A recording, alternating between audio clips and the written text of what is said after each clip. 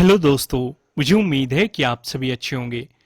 दोस्तों, अब हम एनालिसिस करने वाले हैं निफ्टी 50 का। बैंक निफ्टी के एनालिसिस की वीडियो आपको प्रोवाइड की जा चुकी है। वीडियो की शुरुआत करने से पहले मैं आपको आपका होमवर्क दे देता हूं।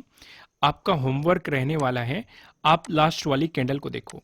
ये आपको एक long leg doji candlestick pattern दिखाई दे रहा है। ये आपको वेबसाइट पे जाके पढ़ना है। वेबसाइट पे जैसे ही आप क्लिक करेंगे, कैंडलिस्ट कैटेगरीज में जाइए, कैंडलस्टिक पैटर्न पे क्लिक कीजिए और यहाँ पे 4th एपिसोड आपको पढ़ना है, long leg doji candlestick pattern. इसमें आपको एंट्री का, स्टॉप लॉस का और टारगेट का तीनों पता लग जाएगा। साथ ही साथ यहाँ पे मैंने दो चीजें आपको एक्सप्लेन की है।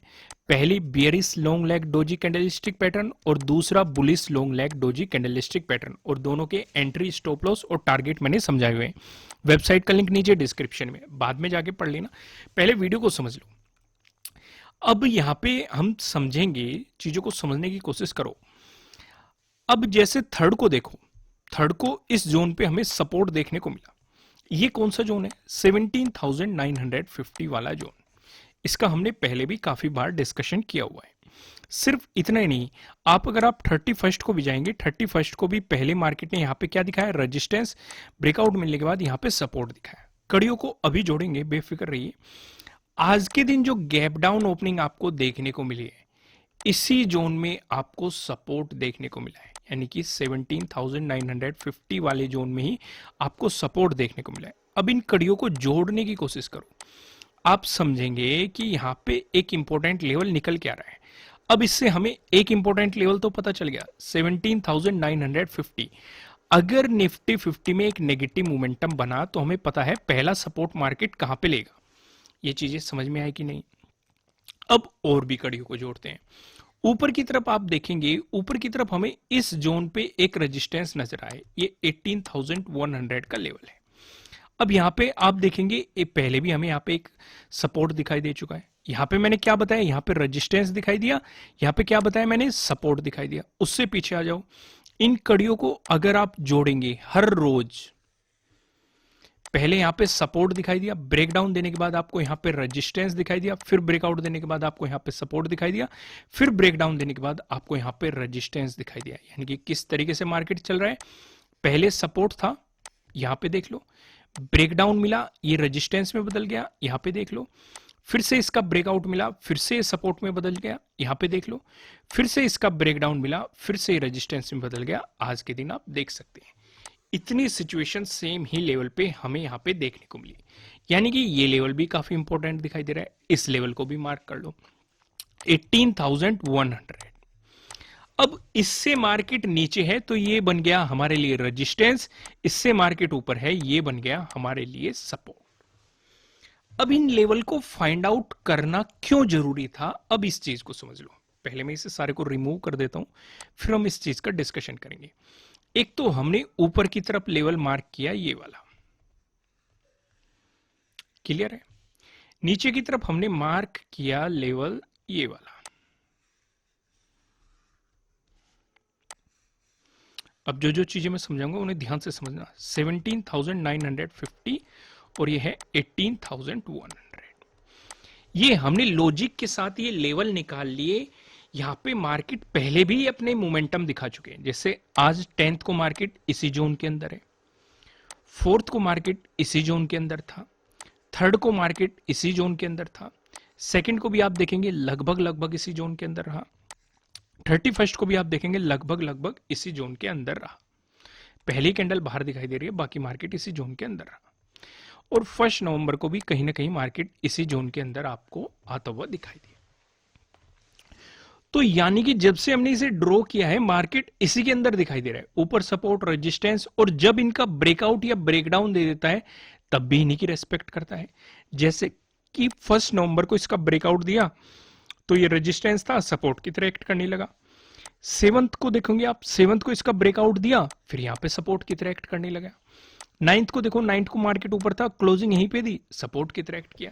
यानी कि मार्केट जब जब इनके पास रह रहा है या इस जोन के अंदर रह रहा है, मार्केट इनकी रेस्पेक्ट कर रहा है। अब यहां से एक चीज तो हमें रेंज क्लियर होती है। दूसरी हमें प्रॉपर सपोर्ट और रेजिस्टेंस का पता चलता है। तीसरा, चाहे ब्रेकआउट मिले चाहे ब्रेकडाउन मिले, ब्रेकआउट मिला तो बाइंग अपॉर्चुनिटी मिलेगी, ब्रेकडाउन मिला तो आपको सेलिंग अपॉर्चुनिटी मिलेगी। और चौथी सबसे ज्यादा इंपॉर्टेंट चीज कि अगर मार्केट इसका ब्रेकआउट दे देता है तो सीधे सीधे मार्केट हमारे लिए टारगेट हो जाएगा 1 और 2 नवंबर का जो डे हाई ये बना हुआ है, इस जोन में हमारा टारगेट हो जाएगा। अगर इसका ब्रेकआउट मिलता है फिर जो 7 और 9 नवंबर का जो डे हाई ये बना हुआ है ये हमारे लिए सीधे सीधे टारगेट बन जाएंगे, यानी कि 18,200 और 18,300 आपके लिए काफी इंपॉर्टेंट लेवल रहेंगे ऊपर की तरफ। यहां तक चीजें क्लियर है। उससे भी इंटरेस्टिंग चीज क्या है, अगर मार्केट ने इसका ब्रेकडाउन दे दिया तो पॉसिबिलिटी है आपको निफ्टी 50 में प्रॉफिट बुकिंग देखने को मिले। देखो, वीडियो की शुरुआत में जो मैंने ये सारी चीजें आपको समझाई है ये काफी ज्यादा जरूरी थी। अगर समझ में ना आई हो एक बार फिर वीडियो देख लेना, अगर तब भी समझ में ना आए तो बेफिक्र होकर बिंदास होकर कमेंट कर देना। अगर ज्यादा लोगों की समस्या होगी तो मैं आपको अलग से इसका सॉल्यूशन जरूर प्रोवाइड करूंगा, वो प्रॉब्लम डिस्कस की जाएगी जिससे कि कॉन्सेप्ट क्लियर हो सके। लेकिन कमेंट किया करो, लाइक किया करो, जिससे मुझे पता लगता रहे कि आपको चीजें पसंद आ रही है। आइए आगे बढ़ते हैं और यहाँ पे डिस्कशन करते हैं। देखो, होमवर्क तो मैं आपको दे ही चुका हूँ, मैंने आपको बताया है long leg doji candlestick pattern के बारे में आपको पढ़ना है, एंट्री कहाँ लेनी है, स्टॉप लॉस कहाँ लगाना है, टारगेट कहाँ लगाना है, वो सारी चीजें पढ़नी है। कुछ एग्जांपल्स मैं आपको दिखा देता हूँ। कहीं कहीं ये पैटर्न फेल भी हुआ है और कहीं कहीं आपको बेहतरीन सक्सेस भी मिली है। जैसे कि यहाँ पे आप देखो कितना बेहतरीन आपको सक्सेस मिला है, अच्छा मोमेंटम मिला है। यहाँ पे देखो ये मार्केट में नेगेटिव मोमेंटम देखने को मिला और डाउन ट्रेंड की ये बॉटम पे आपको देखने को मिला, और यहां से देखो कितना अच्छा मोमेंटम आपको कैच करने के लिए मिला। ऐसे आपको इसके सक्सेस रेशो भी मिल जाएंगे और फेलियर रेशो भी मिल जाएंगे, ये चीजें आपको यहाँ पे साफ साफ दिखाई दे चुकी है। लेकिन हम क्या करेंगे, स्टॉप लॉस इसलिए लगाया जाता है ताकि अगर ये फेल होता है तो हमारा ज्यादा लॉस ना हो। तो आप वीडियो के बाद में वेबसाइट पे विजिट करके इस चीज को पढ़ लेना। फिलहाल मैं आपके साथ डिस्कस करता हूं प्राइस एक्शन के अकॉर्डिंग सपोर्ट और रेजिस्टेंस का। यहाँ पे हम ज्यादा डिस्कशन नहीं करेंगे क्योंकि ये लेवल मैं आपके साथ ऑलरेडी वीडियो की शुरुआत में ही डिस्कस कर चुका हूं। अगर गैप अप ओपनिंग देखने को मिली या फिर फ्लैट ओपन होकर मार्केट ने पॉजिटिव मोमेंटम दिखाया, दोनों ही सिचुएशन पे जो हमें रेजिस्टेंस नजर आ रहा है 18,100 पे दिखाई दे रहा है, ये भी मैं आपके साथ डिस्कस कर चुका हूँ। ये वही रेंज है जिसका हमने वीडियो की शुरुआत में डिस्कशन किया था। इसका ब्रेकआउट मिला तो 18,200 आपके लिए अगला रेजिस्टेंस रहने वाला है, इसका भी हम डिस्कशन कर चुके हैं। अगर आपको गैप डाउन ओपनिंग देखने को मिली या फिर फ्लैट ओपन होकर मार्केट ने आपको नेगेटिव मोमेंटम दिखाया, दोनों सिचुएशन में जो सपोर्ट नजर आ रहा है 17,950, इस लेवल का भी मैं आपके साथ डिस्कशन कर चुका हूं।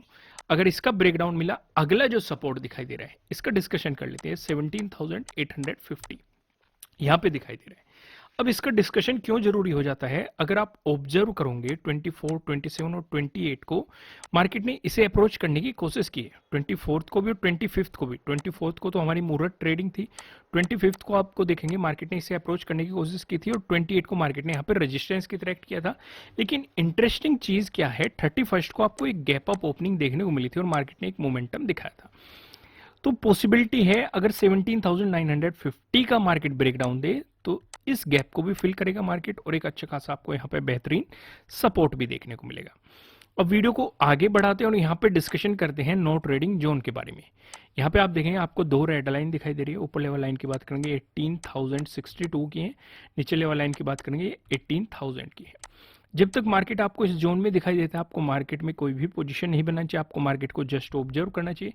अगर मिलता है आपको इसका ब्रेकआउट, प्राइस ऊपर सस्टेन करता है तो आपको मिल सकती है बाइंग अपॉर्चुनिटीज। वहीं पे अगर मिलता है आपको इसका ब्रेकडाउन, प्राइस नीचे सस्टेन करता है तो आपको मिल सकती है सेलिंग अपॉर्चुनिटीज।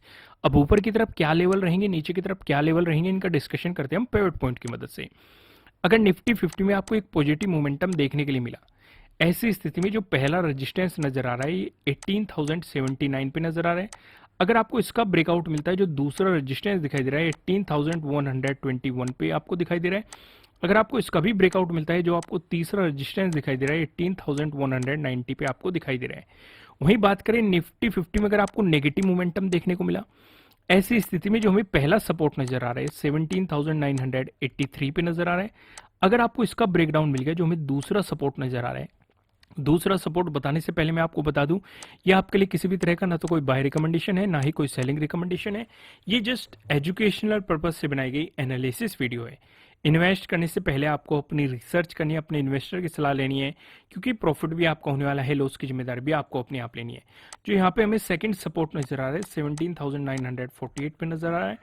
अगर इसका ब्रेकडाउन मिलता है, जो आपको तीसरा सपोर्ट दिखाई दे रहा है 17,892 पे, आपको यहाँ पे तीसरा सपोर्ट दिखाई दे रहा है। अब एक नजर हम ऑप्शन चेन पे भी डाल लेते हैं।